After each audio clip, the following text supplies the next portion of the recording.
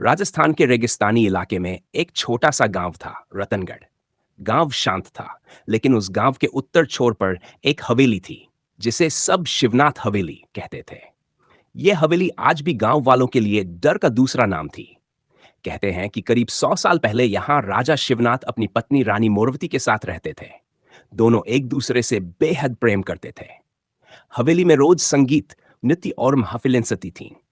परंतु धीरे धीरे राजा का स्वभाव बदलने लगा। उसेश का हो गया कि रानी का किसी और से संबंध है। वो पागलपन की हद तक शक में डूब गया और एक रात उसने रानी मोरवती को हवेली के तखाने में जिंदा दफना दिया। उस रात के बाद से हवेली में किसी ने संगीत की धुन नहीं सुनी।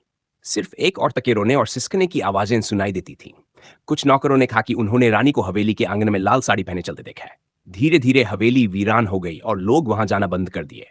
चार दोस्तों का रोमांचक साल बाद शहर से चार दोस्त रवि, मोनू, कविता और विशाल घूमने के लिए रतनगढ़ आए। सब रोमांच पसंद थे और लोक कथाओं में छिपे रहस्यों को खोजने का शौक रखते थे। गांव में उन्हें हवेली की कहानी सुनने को मिली। गांव के बुजुर्गों ने समझाया, बेटा, उस हवेली में कोई नहीं जाता। रात को वहां दिए अपने आप जलते बुझते हैं और कोई अंदर गया तो लौटकर नहीं आया। लेकिन दोस्तों को यह सब अंधविश्वास लगा। रवि बोला, अरे भूत वूत कुछ नहीं होता, सब कहानियां हैं। चलो देखते हैं हवेली में क्या है। शाम होते होते चारों टॉर्च और मोबाइल लेकर हवेली की ओर बढ़े। दूर से ही हवेली का विशाल दरवाजा दिखा जो जंग से भरा था। हवेली की दीवारों पर काई जमी थी और झरोखों से अंधकार टपकता हुआ लगता था। हवेली के अंदर कदम दरवाजा धकेलते ही चरमराहट की आवाज आई। हवा ठंडी और भारी हो गई। दीवारों पर पुराने चित्र टंगे थे, राजा और रानी के, पर रानी का चेहरा हर तस्वीर में धुंधला था। कविता बोली, ये अजीब है, हर तस्वीर में रानी का चेहरा ऐसे क्यों मिटा हुआ है। तभी अचानक दीवार पर टंगी एक तस्वीर गिर पड़ी। उसके पीछे लिखा था, जिसने मेरा सच जाना वो कभी नहीं लौटा। चारों के चेहरे पीले पड़ गए। विशाल हंसते हुए बोला, चलो यार, ये तो किसी ने डराने के लिए लिखा होगा। पर तभी पास के कमरे से किसी के कदमों की आवाज आई। टप टप। मोनू बोला, कोई है क्या वहां? उत्तर में सिर्फ हवा चली और एक खिड़की अपने आप खुल गई। रानी मोरवती की परछाई। वे सीढ़ियां चढ़ते हुए ऊपर पहुंचे। एक कमरे में हल्की रोशनी थी। वहां एक बड़ा पुराना आईना रखा था। आईने में उन्होंने देखा, चारों की परछाइयां हैं, लेकिन पीछे एक पांचवी परछाई भी खड़ी थी। ये क्या? कविता डर से चीख पड़ी। रवि ने पलटकर देखा। कमरे में कोई नहीं था। अचानक आईने में दिखने वाली वह परछाई धीरे धीरे एक औरत के रूप में बदल गई। लाल साड़ी, खुले बाल, लाल आंखें और चेहरे पर पीड़ा की झलक।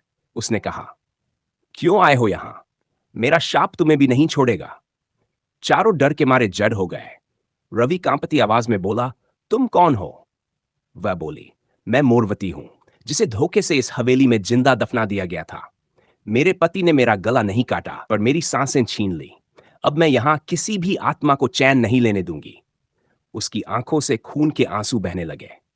दिए एक एक कर बुझ गए। हवेली में एक अजीब सी ठंडक फैल गई। भय की चरम सीमा, चारों डरकर नीचे की ओर भागे, पर दरवाजा बंद था। मोनू ने पूरी ताकत से दरवाजा खींचा, पर वह खुला नहीं। तभी दीवार पर उभरा एक संदेश, भागना अब मुमकिन नहीं। कमरे के बीच में एक पुराना संदूक रखा था। रवि ने उसे खोला तो अंदर एक कंकाल पड़ा था, जिसके पास वही लाल साड़ी रखी थी।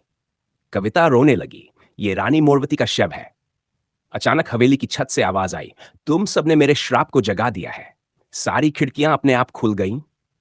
हवा के झोंके से दिए जल उठे।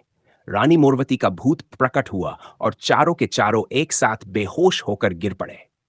सुबह का सन्नाटा। अगली सुबह गांव वालों ने देखा कि हवेली के दरवाजे खुले हैं। चारों दोस्तों के मोबाइल और कैमरे हवेली के अंदर बिखरे पड़े थे, लेकिन वे खुद कहीं नहीं मिले। मोबाइल की वीडियो रिकॉर्डिंग में सिर्फ इतना दिखा, कविता कैमरा पकड़े कह रही थी, हम अब इस कमरे से बाहर निकल रहे हैं। और उसके बाद एक चीख गूंजती है, नहीं, अब तुम मेरे साथ यहीं रहोगे। वीडियो अचानक बंद हो जाती है।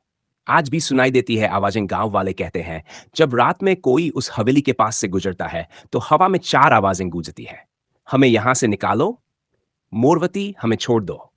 और हवेली के आईने में अब 5 नहीं, 9 परछाइयां दिखती हैं, रानी मोरवती की और उन चार दोस्तों की जो कभी लौट नहीं पाए। कहते हैं, जो भी उस हवेली की सच्चाई जानने जाता है, उसकी परछाई हमेशा के लिए वहां रह जाती है। कभी अगर तुम रतनगढ़ जाओ और रात में हवा में किसी के रोने की आवाज सुनो, तो समझ लेना रानी मोरवती अब भी इंतजार कर रही है किसी और आत्मा के आने का। आई होप कि मेरी ये कहानी आपको पसंद आई होगी। तो मेरे channel like, subscribe and share करें। कल मिलते हैं आगे की स्टोरी के साथ। बाय।